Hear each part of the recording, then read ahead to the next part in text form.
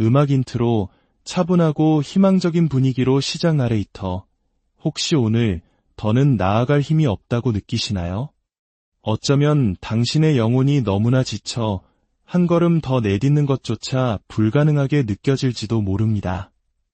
바로 이 순간 하나님께서 당신에게 친히 말씀하기를 원하십니다. 쉬어라. 내가 너의 삶을 붙들고 있노라. 혹시 억지 미소 뒤에 더 이상 고통을 숨길 수 없는 지점에 서본 적 있으신가요?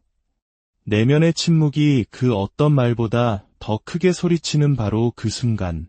숨 쉬는 것조차 무겁게 느껴지는 때. 세상은 쉼없이 흘러가지만 내 안의 모든 것은 멈춰버린 듯한 그 막막함. 마음은 시들어버렸고 머릿속은 당신을 짓누르는 생각들로 가득 차 있으며 다른 누구의 눈에도 보이지 않는 무거운 짐을 두 어깨에 짊어지고 있을지 모릅니다. 그리고 스스로에게 묻게 되죠. 왜 나에게 이런 일이 일어나는 걸까? 왜 하필 지금일까? 내가 가장 필요로 할 때 하나님은 어디에 계신가? 아무도 닿을 수 없는 그 은밀한 곳, 오직 당신과 하나님만이 아시는 그 마음의 골방에서 이런 속삭임이 들려올지 모릅니다. 더는 못하겠어. 하지만 기다리세요. 지금 마음의 문을 닫지 마세요. 그 어두운 속삭임보다 더 강하게 일어서는 음성이 있습니다. 하늘로부터 와서 당신에게 말하는 음성입니다. 쉬어라. 내가 너를 붙들고 있다. 아마 아무도 당신이 짊어진 짐의 무게를 이해하지 못할 겁니다. 어쩌면 당신조차도 마음이 가벼웠던 때가 어땠는지 기억나지 않을 수 있습니다. 하지만 하나님은 기억하십니다. 그분은 오늘 당신을 이곳으로 이끄시어 이것이 끝이 아님을 말씀하고 싶어 하십니다. 당신은 더 이상 할 수 없다고 느낄지라도 그분은 하실 수 있으며 결코 당신을 놓지 않으실 것입니다. 이 이야기가 여러분의 마음에 작은 위로의 불씨가 되기를 소망하신다면 잠시 시간을 내어 좋아요를 눌러주세요.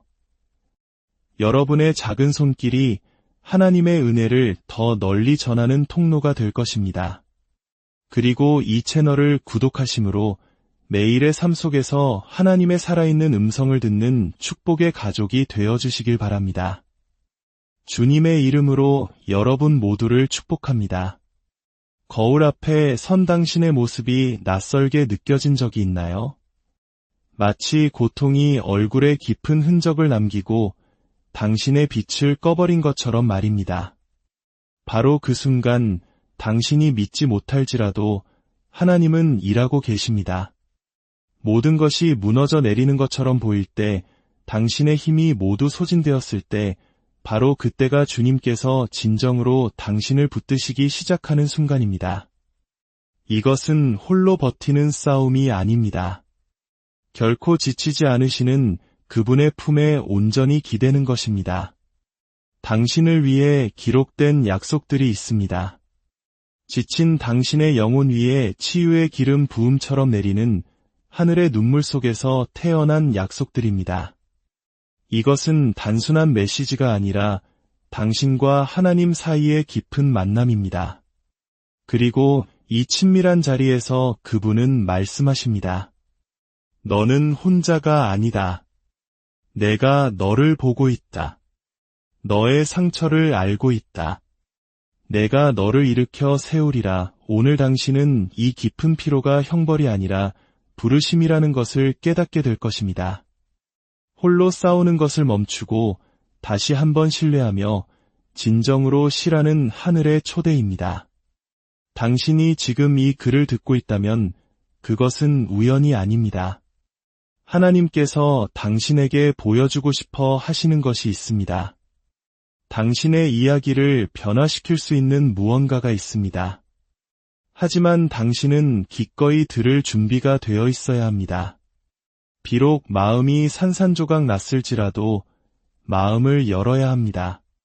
하나님께서 말씀하실 때 불가능은 무릎을 꿇기 때문입니다. 숨을 깊게 들이쉬세요. 그분의 임재를 느껴보십시오. 지금 당신 위에 머무는 진리를 느껴보십시오. 당신이 더는 못하겠어요 라고 말할 때 하나님께서 당신을 붙드시기 시작합니다. 이 메시지는 당신 존재의 가장 깊은 곳을 어루만지기 위해 만들어졌습니다. 상처 입은 마음, 지친 영혼, 혼란스러운 정신을 위한 살아있는 말씀, 하늘의 부르심입니다. 이제 우리는 수세기 동안 감추어져 있던 진리를 열고 당신의 고통을 어루만질 한 이야기 속으로 깊이 들어가려 합니다. 준비되셨나요? 하늘이 지금 당신에게 말하려 합니다. 성경 속 엘리야의 이야기는 우리에게 1000일 동안 쉬지 못한 사람의 무게를 짊어진 한 남자를 보여줍니다. 그의 발은 사막의 모래뿐만 아니라 그를 삼키는 듯한 극심한 피로 때문에 푹푹 빠져 들어갔습니다. 한 걸음 한 걸음이 위로를 향한 소리 없는 절규였습니다. 엘리야는 단지 이세벨 여왕을 피해 도망치는 것이 아니었습니다. 그는 자기 자신으로부터, 실패했다는 두려움으로부터, 불가능해 보이는 사명으로부터, 아무도 이해해주지 않는 무거운 짐으로부터 도망치고 있었습니다. 한때 왕들과 맞섰던 그 용감한 선지자가 이제는 자신의 끝을 간구하고 있었습니다. 주님, 이제 충분합니다. 제 생명을 거두어 주십시오. 그는 로뎀 나무 아래 누워 절규했습니다. 아마 당신은 엘리야의 심정을 이해할지 모릅니다. 당신 역시 더는 못하겠어요 라고 말해본 적이 있을 겁니다. 잠을 자도 피로가 풀리지 않을 만큼 영혼이 지쳐있을 때, 몸은 이곳에 있지만 영혼은 사라지고 싶을 때, 하지만 바로 그곳, 완전한 붕괴의 지점에서 하나님께서 행동하셨습니다. 번개나 천둥이 아니었습니다. 그분은 따뜻한 빵과 시원한 물을 든 천사를 보내셨습니다. 마치 내가 너를 본다, 내가 너를 붙들고 있다고 말씀하시는 것처럼 엘리야는 먹고 쉬고 다시 잠이 들었습니다. 그것은 단순히 육체적인 굶주림이 아니었습니다. 하나님을 섬기는 것에서조차 더 이상 의미를 찾지 못하는 한 남자의 깊은 탈진이었습니다. 바로 그런 순간에 하나님께서는 그분의 가장 감미로운 약속으로 당신의 영혼을 끌어안으십니다. 천사가 다시 엘리야에게 와서 말했습니다. 일어나 먹으라. 내가 가야 할 길이 너무 길기 때문이다. 그 음식은 그의 육신뿐만 아니라 그의 존재의 가장 깊은 곳까지 채워주었습니다. 만약 오늘 당신이 더 이상 나아갈 수 없다고 느낀다면, 싸움이 끝이 없는 것처럼 보인다면 잘 들으십시오. 당신이 힘이 없어요 라고 말할 때 주님은 내가 너의 곁에서 함께 걸으리라고 응답하십니다. 엘리야의 사막은 그의 마지막 장이 아니었습니다. 그것은 새로운 목적의 시작이었습니다. 하나님께서는 여전히 그에게 보여주실 것이 많이 있었습니다. 오늘 당신을 짓누르는 그 피로는 다가올 사명을 위해 당신의 마음을 준비시키는 과정일 뿐입니다. 많은 경우 가장 위대한 기적은 고독 속에서 먹는 한 조각의 빵과 한 모금의 물에서 시작됩니다. 혹시 당신의 깊은 피로가 하나님과의 특별한 만남의 전주곡일 수 있다고 생각해 본 적 있나요? 그것을 약함으로 보는 대신 하늘이 당신을 그분의 품 안에서 쉬게 하려는 초대라면 어떨까요? 세상은 우리에게 자신의 힘으로 버티라고 가르치지만 하늘은 우리에게 말합니다. 쉬어라, 내가 너의 버팀목이다. 엘리야가 경험한 것은 예외적인 사건이 아니었습니다. 더 이상 나아갈 수 없는 이들을 하나님께서 어떻게 대하시는지를 보여주는 살아있는 예였습니다. 그분은 손가락질하지 않으시고 꾸짖지 않으시며 당신을 홀로 내버려 두지 않으십니다. 그분은 먹이시고 안아주시고 곁에 머무십니다. 극심한 피로는 징벌이 아니라 그분의 돌보심으로 들어가는 문을 여는 열쇠입니다. 밤이 배 위에 무겁고 어두운 장막처럼 내려앉았습니다. 바람은 무자비하게 울부짖었고 파도는 맹렬하게 배를 때렸으며 가장 강인한 어부들조차 두려움에 떨었습니다. 위험에 처한 것은 배뿐만이 아니었습니다. 그들의 마음속 평화 역시 위태로웠습니다. 그들은 소리치고 절망하며 통제력을 유지하려 애썼지만 아무 소용이 없었습니다. 그 외적인 폭풍 한가운데 더 사나운 내면의 폭풍이 휘몰아치고 있었습니다. 당신을 마비시키는 두려움, 정신을 혼란케 하는 공포, 심장을 옥죄는 불안, 한숨 하나하나가 위협으로 빗방울 하나하나가 심판처럼 느껴지는 불안감. 어쩌면 당신은 이 느낌을 알지도 모릅니다. 겉으로는 모든 것이 괜찮아 보이지만 속으로는 영혼이 흔들리고 마음은 쉬지 못하며 가슴은 답답하고 심장은 고뇌로 뛰고 있을지 모릅니다. 강한 척하지만 속으로는 제자들처럼 외치고 있습니다. 주님, 저희가 죽게 된 것을 돌보지 아니하시나이까? 그 혼돈의 한가운데서 예수님께서 서두르지도 두려워하지도 않으시고 두려움이 이해할 수 없는 권위로 일어서십니다. 그리고 바람과 바다를 향해 말씀하십니다. 잠잠하라. 고요하라. 그러자 순식간에 모든 것이 잠잠해졌습니다. 상황이 저절로 변했기 때문이 아니라 그분의 음성이 인간의 통제를 넘어선 곳에 평화를 가져올 능력이 있기 때문입니다. 그 장면은 단지 자연에 관한 것이 아니었습니다. 붕괴 직전의 영혼들, 불안에 잠식된 정신에 관한 것이었습니다. 예수님은 제자들이 두려워하는 것을 꾸짖지 않으셨습니다. 오히려 신뢰하도록 초대하셨습니다. 오늘 그분은 당신에게도 같은 초대를 하십니다. 눈을 감고 숨을 쉬어보세요. 바깥 상황에 좌우되지 않는 평화가 있습니다. 약이나 인간의 조언에서 오는 것이 아니라 그분의 임재에서 오는 쉼이 있습니다. 만약 오늘 당신이 더 이상 버틸 수 없다고 느낀다면, 정신이 무너져 내리고 마음이 평온을 찾지 못한다면 잘 들으십시오. 지금 당신의 삶 위에 선포되는 말씀이 있습니다. 잠잠하라. 고요하라. 그 명령은 당신의 환경뿐만 아니라 당신의 내면을 향한 것입니다. 그리고 폭풍 속에서도 예수님께서 배 안에 계셨다는 사실이 가장 아름답습니다. 그분은 결코 떠나지 않으셨고 당신을 버리지 않으셨습니다. 불확실성은 스며드는 냉기와 같습니다. 희미한 속삭임으로 시작하여 가슴을 뒤흔드는 외침으로 끝납니다. 아마 당신은 이미 느껴보았을 것입니다.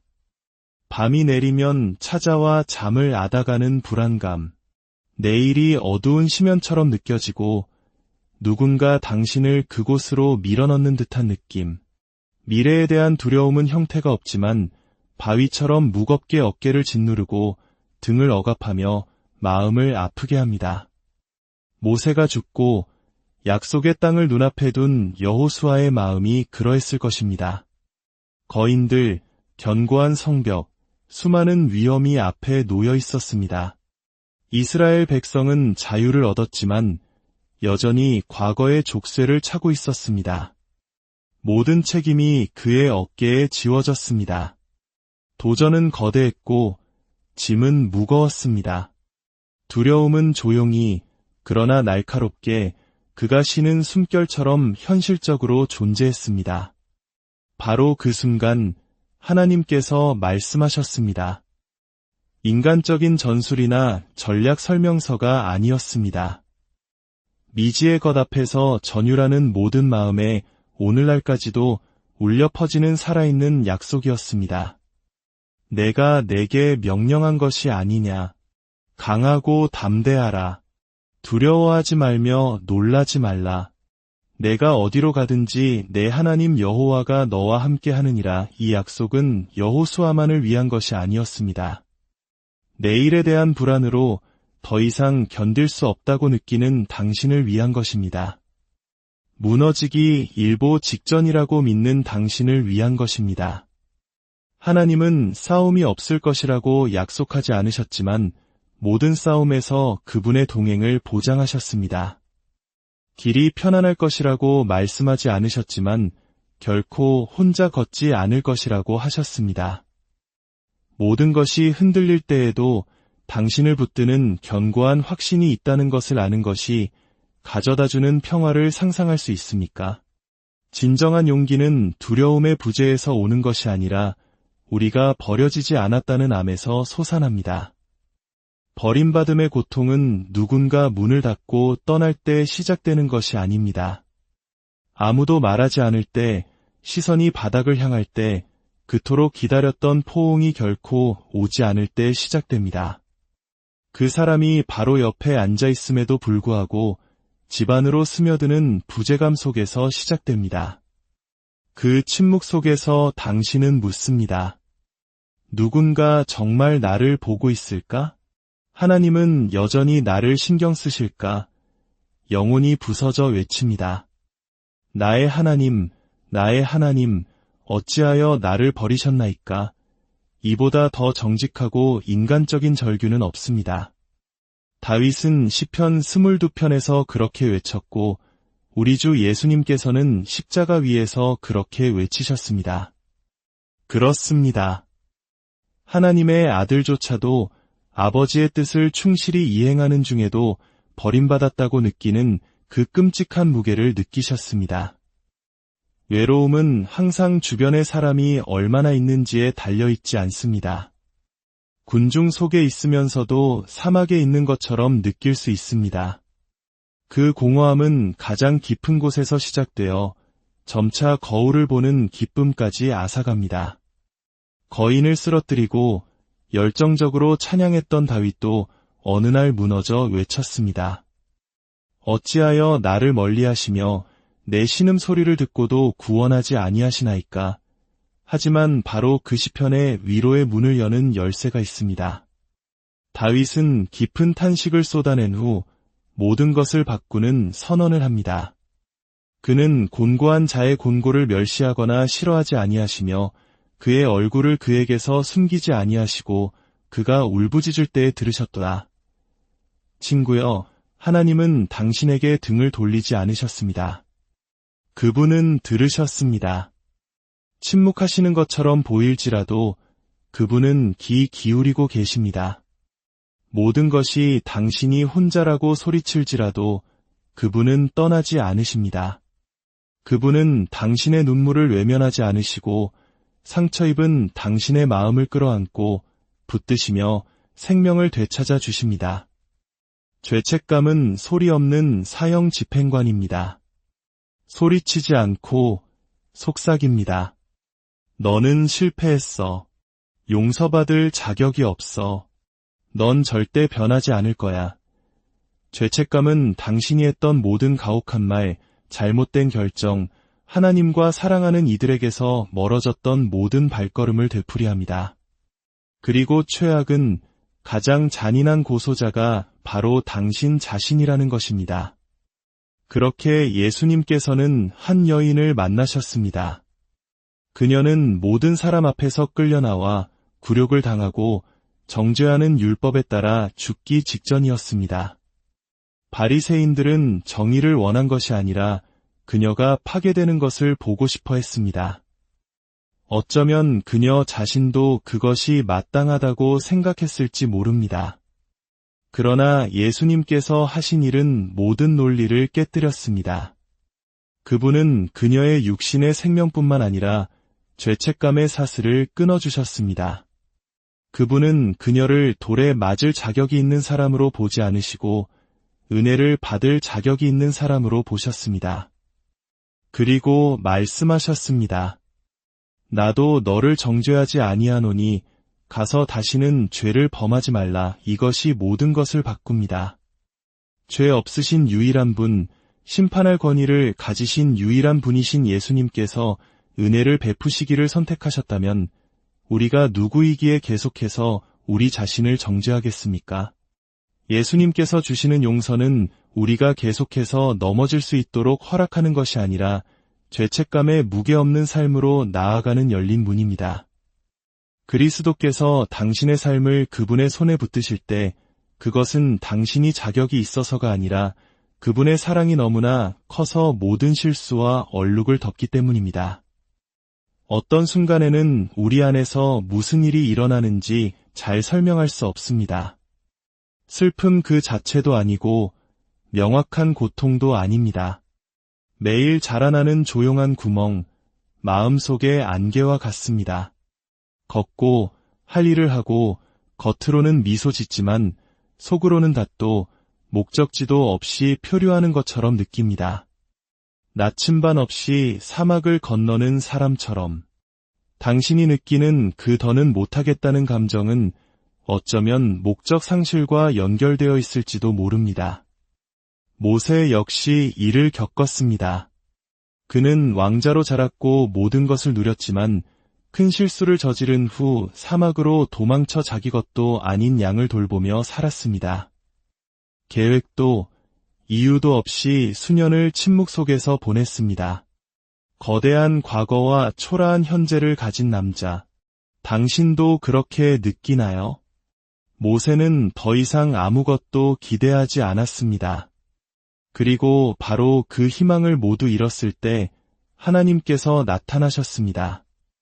불타는 떨기나무 가운데서 주님께서 말씀하셨습니다. 내가 반드시 너와 함께 있으리라. 목적지를 아는 것보다 더 중요한 것은 누구와 함께 걷는지를 아는 것입니다. 나는 여기서 무엇을 하고 있는가?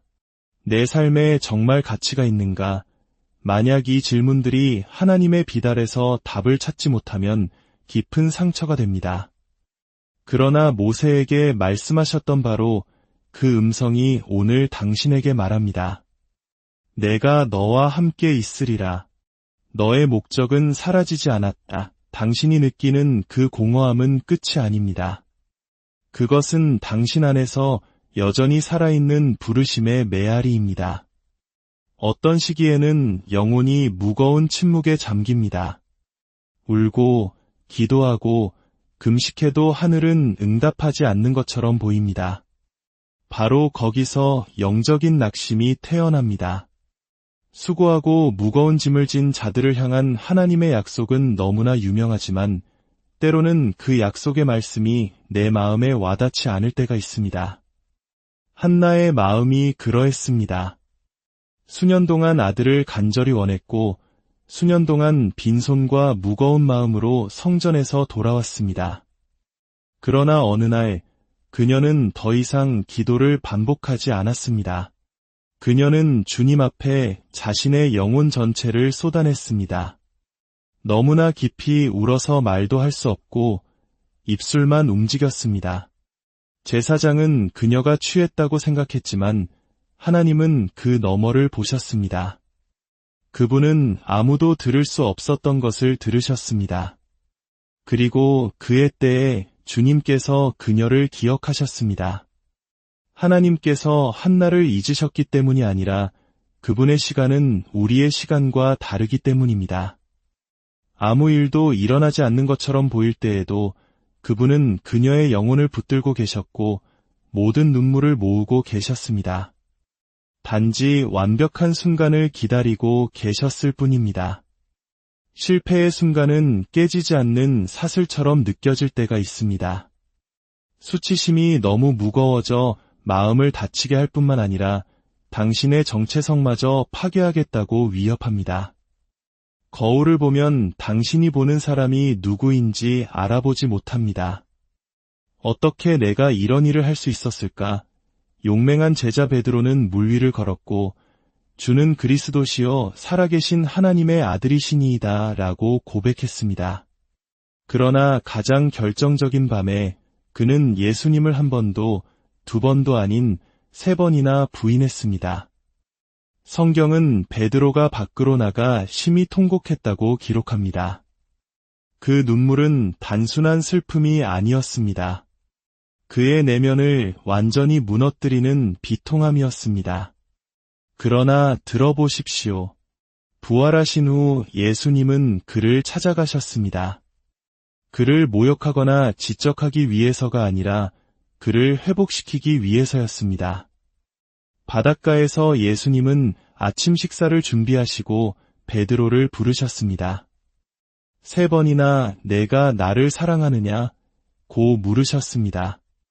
예수님은 자신을 위한 대답을 찾으신 것이 아니라 그의 3번의 부인을 치유하기 위함이었습니다. 그리고 마지막에 말씀하셨습니다. 내 양을 먹이라. 그분은 용서하셨을 뿐만 아니라 그를 다시 신뢰하시고 그의 사명을 되돌려 주셨으며 그의 정체성을 재확인시켜 주셨습니다. 하나님은 그렇게 일하십니다. 그분은 당신의 실패를 종착점으로 보지 않으시고 새로운 시작을 위한 완벽한 토양으로 보십니다. 당신의 죄가 당신의 삶에 대한 마지막 말을 할 수 없습니다. 마지막 말씀은 언제나 당신을 일으켜 세우고 붙드시는 하나님의 사랑입니다.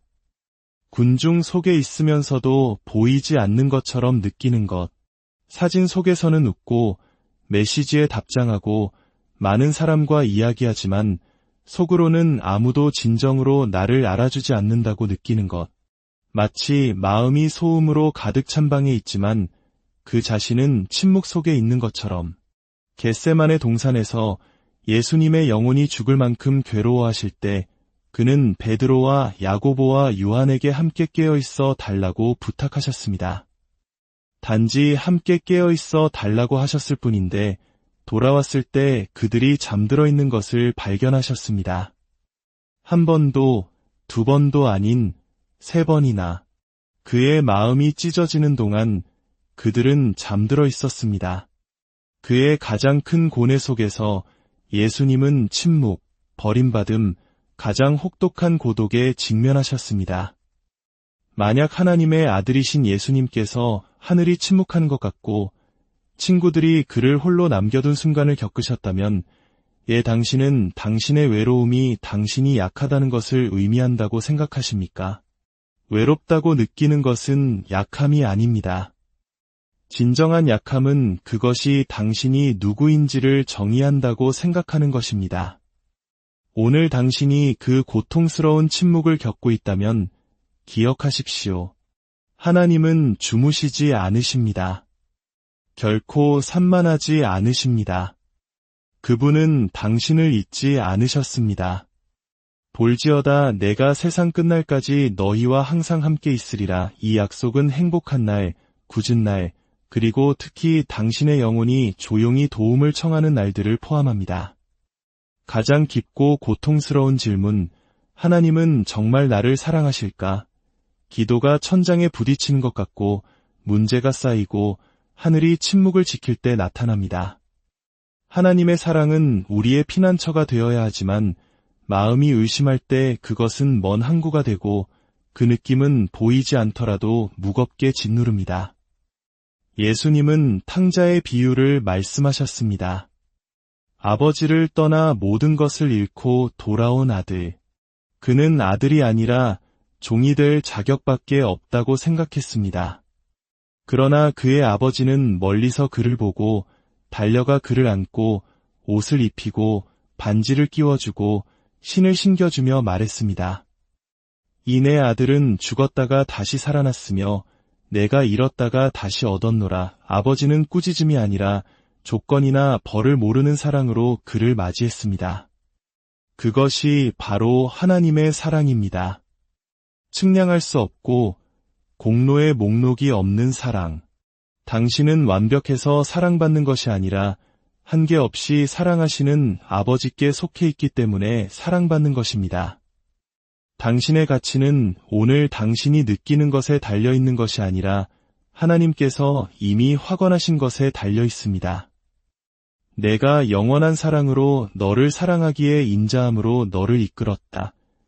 도마는 다른 제자들이 기쁨에 차 있는 것을 들었습니다. 우리가 주를 보았노라.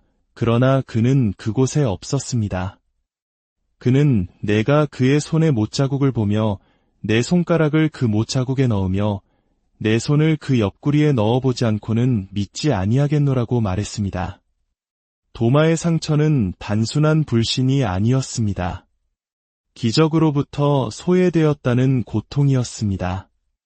여드레 후에 예수님께서 다시 나타나셨을 때 그분은 군중에게 말씀하지 않으시고 도마에게 시선을 고정하셨습니다.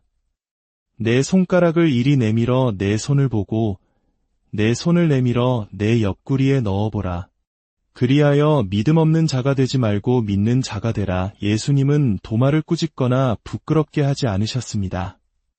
그의 의심에 친밀함으로 응답하셨습니다. 만져지게 하시고 연약함을 보이셨습니다. 왜냐하면 우리가 믿음의 부족이라고 부르는 것은 종종 상처 입은 마음, 기다림에 지치고 응답을 보지 못한 마음이기 때문입니다. 예수님은 도마에게 맹목적으로 믿으라고 요구하지 않으셨습니다. 당신의 의심이 하나님과의 관계를 끊었다는 것을 의미하지는 않습니다. 사실 그 의심의 순간에 그분은 가장 가까이 다가오기를 원하십니다. 진정한 믿음은 질문이 없는 것에 기초하는 것이 아니라 눈물이 흐려진 눈으로도 계속해서 그분을 찾는 것에 있습니다. 솔로몬 왕은 젊은 나이에 왕위에 올라 그 무게를 감당하기 위해 하나님께 지혜를 구했습니다. 그는 부나 명예가 아닌 분별할 수 있는 마음을 간절히 원했습니다. 주의 종에게 듣는 마음을 주사 주의 백성을 재판하여 선악을 분별하게 하옵소서. 우리 역시 인생의 갈림길에서 어떤 선택이 옳은지 몰라 두려워하고 주저할 때가 있습니다. 실수에 대한 두려움이 우리를 마비시킬 때 솔로몬처럼 우리는 겸손하게 하나님의 인도를 구해야 합니다. 나는 작은 아이라 출입할 줄을 알지 못하나이다. 우리가 스스로 할 수 없음을 인정하고 우리의 연약함을 고백하며 교만이 산산조각 날 때 하늘 문이 열립니다. 하나님께서는 겸손한 자를 멸시하지 않으시고 은혜를 베푸십니다. 하나님께서는 지혜를 구한 솔로몬에게 그가 구하지 않은 부와 영광까지 더하여 주셨습니다. 우리가 겸손한 마음으로 구할 때 하나님은 응답하실 뿐만 아니라 그 이상으로 채워주십니다. 가뭄으로 굶주림이 극에 달했을 때 한 과부와 그녀의 아들은 마지막 남은 한 줌의 밀가루와 약간의 기름으로 마지막 식사를 준비하고 있었습니다. 바로 그때 선지자 엘리야가 나타나 그 마지막 음식을 자신에게 먼저 달라고 요청합니다. 그것은 상식적으로 불가능한 요구였습니다. 하지만 그녀는 순종했습니다. 그 미친 것 같은 신뢰의 발걸음 속에서 기적이 태어났습니다. 이스라엘의 하나님 여호와의 말씀이 나 여호와가 비를 지면에 내리는 날까지 그 통의 가루가 떨어지지 아니하고 그 병의 기름이 없어지지 아니하리라 하셨느니라. 하나님의 기적은 언제나 창고를 가득 채우는 방식으로 나타나지 않을 때가 많습니다. 하지만 매일매일 꼭 필요한 만큼 그 공급은 끊이지 않았습니다. 어쩌면 오늘 하나님께서 당신에게 가르쳐주고 싶으신 것은 기적이 갑작스러운 축복의 소나기처럼 나타나는 것이 아니라 결코 마르지 않는 일상의 공급으로 나타난다는 것일지 모릅니다. 회당장 야이로는 존경받는 사람이었지만 딸이 죽어갈 때 그는 절망에 빠진 한 아버지일 뿐이었습니다. 그는 예수님의 발 앞에 엎드려 간절히 구했습니다. 예수님께서 그의 집으로 향하는 길에 비보가 전해졌습니다. 당신의 딸이 죽었나이다. 더 이상 선생을 괴롭게 하지 마소서. 그 순간 그의 발밑의 땅이 갈라지고 영혼은 절망 속으로 가라앉았습니다. 모든 것이 끝난 것처럼 보였습니다. 그러나 그 어둠 속에서 예수님께서는 오늘날까지 울려 퍼지는 한마디를 하셨습니다. 두려워하지 말고 믿기만 하라. 예수님은 설명도 체념도 요구하지 않으셨습니다. 단지 믿음을 요구하셨습니다. 오늘 당신의 집에 두려움이 침입했을지 모릅니다. 질병, 고통, 불확실한 내일, 상실의 그림자, 주변의 모든 것이 출구가 없다고 소리칠지라도 예수님의 음성은 굳건합니다. 두려워하지 말고 믿기만 하라. 그 믿음은 되돌릴 수 없어 보이는 것을 뚫고 나아갈 힘이 있습니다. 바울과 실라는 차가운 감옥벽에 둘러싸여 쇠사슬에 묶여 있었습니다. 부당하게 매맞고 굴욕을 당했습니다. 모든 것이 끝난 것처럼 보이는 그 깊은 밤, 그들은 고통에 굴복하는 대신 하나님을 찬양하기 시작했습니다. 그들의 찬양은 상황이 좋아서가 아니라 세상이 무너져 내릴 때에도 결코 버리지 않으시는 하나님을 신뢰했기 때문입니다. 그러자 갑자기 큰 지진이 나서 옥터가 움직이고 문이 곧다 열리며 모든 사람의 매인 것이 다 벗어졌습니다. 예고도 경고도 없었습니다. 하나님은 침묵 속에서 능력으로 행하셨습니다. 그 갑자기가 모든 것을 바꾸었고 바로 그 갑자기가 오늘 당신의 삶에 임할 수 있습니다. 당신이 설명을 요구하지 않고 찬양하기로 결단할 때, 길이 보이지 않아도 신뢰하기로 결단할 때 하나님께서 개입하십니다. 형제들의 미움과 배신으로 노예로 팔려간 요셉. 그의 삶은 억울함과 고통으로 가득했습니다. 그러나 그는 결코 혼자가 아니었습니다. 하나님께서 그와 함께 하시며 그를 붙드셨습니다. 훗날 형들 앞에 선 요셉은 복수 대신 이렇게 말합니다. 당신들은 나를 해하려 하였으나 하나님은 그것을 선으로 바꾸사 오늘과 같이 많은 백성의 생명을 구원하게 하시려 하셨나니 이것은 단순한 용서가 아니라 깊은 치유입니다. 가족에게서 받은 상처가 하나님의 목적을 막을 수 없다는 의미입니다. 당신이 상처 입은 바로 그곳이 당신의 회복의 출발점이 될 수 있습니다. 어떤 배신도 하나님께서 당신 안에 심으신 꿈을 묻을 수 없습니다. 하나님은 당신의 외적인 명예를 세우시기 전에 먼저 당신의 내면을 치유하십니다. 예수님께서는 제자들에게 말씀하셨습니다. 평안을 너희에게 끼치노니 곧 나의 평안을 너희에게 주노라. 내가 너희에게 주는 것은 세상이 주는 것과 같지 아니하니라. 너희는 마음에 근심하지도 말고 두려워하지도 말라. 이 말씀은 단순히 아름다운 구절이 아니라 우리 영혼을 붙드는 살아있는 약속입니다. 예수님께서 주시는 평안은 상황에 의존하는 세상의 평안이 아닙니다. 주변의 모든 것이 무너져 내릴 때에도 굳건히 서 있는 살아있는 평안입니다. 아마 당신은 오랫동안 강한 척하며 모든 것을 혼자 감당해야 한다고 믿어왔을지 모릅니다. 그러나 이제 당신은 더 이상 홀로 짐을 질 필요가 없음을 깨달았습니다. 진정한 힘은 싸움을 포기하는 데서 오는 것이 아니라 하나님께서 당신의 싸움을 싸우시도록 내어드리는 데서 발견됩니다.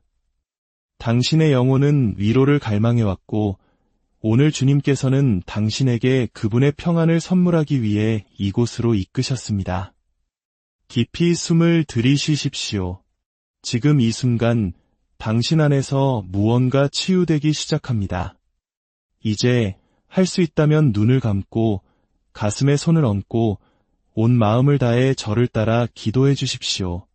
주 예수님, 오늘 저는 주님께 항복합니다. 제 영혼이 지치고 무거운 짐으로 가득 찼음을 고백합니다. 하지만 주님께서 저를 붙드시는 분이심을 믿습니다. 저의 의심을 용서하시고 제 마음을 깨끗하게 하시며 제 믿음을 강하게 하소서. 아무도 보지 못하는 깊은 상처들, 아무도 이해하지 못하는 고통들을 치유하여 주옵소서. 모든 무거운 짐, 모든 불안, 모든 두려움, 모든 외로움을 주님 앞에 내려놓습니다. 성령님, 오셔서 위로하여 주옵소서. 저의 어둠을 빛으로, 의심을 소망으로, 연약함을 새로운 힘으로 바꾸어 주옵소서. 제 영혼이 주님의 것이며 저의 참된 안식이 주님 안에 있음을 선포합니다. 주님을 저의 피난처, 견고한 반석, 영원한 평화로 영접합니다. 예수님의 이름으로 기도합니다. 아멘. 진심으로 기도하셨다면 이것을 기억하십시오. 하늘이 당신을 위해 움직였습니다. 치유가 시작되었습니다. 아직 눈으로 보지 못할 수도 있지만 그것은 실제합니다. 하나님께서 당신의 삶에서 일하고 계십니다. 당신이 침묵 속에서 올 때 그분은 당신을 보셨고 가라앉을 것이라 믿었을 때 당신을 붙드셨으며 지금도 당신을 놓지 않으실 것입니다. 당신의 마음에 이 약속을 간직하십시오. 수고하고 무거운 짐 진 자들아, 다 내게로 오라. 내가 너희를 쉬게 하리라. 오늘 예수님께서 당신에게 말씀하십니다.